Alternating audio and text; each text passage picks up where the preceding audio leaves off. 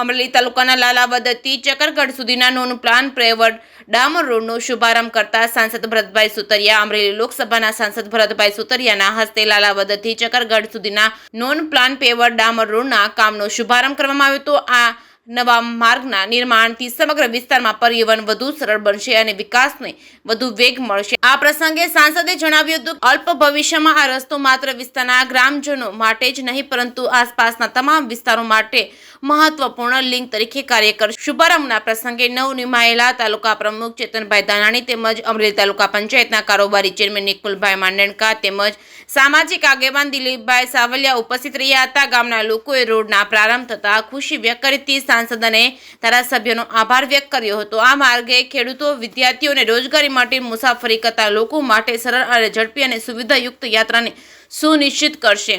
જે કે ગુજરાતી સાથે જૈનિક સુજિત્રા, અમરેલી।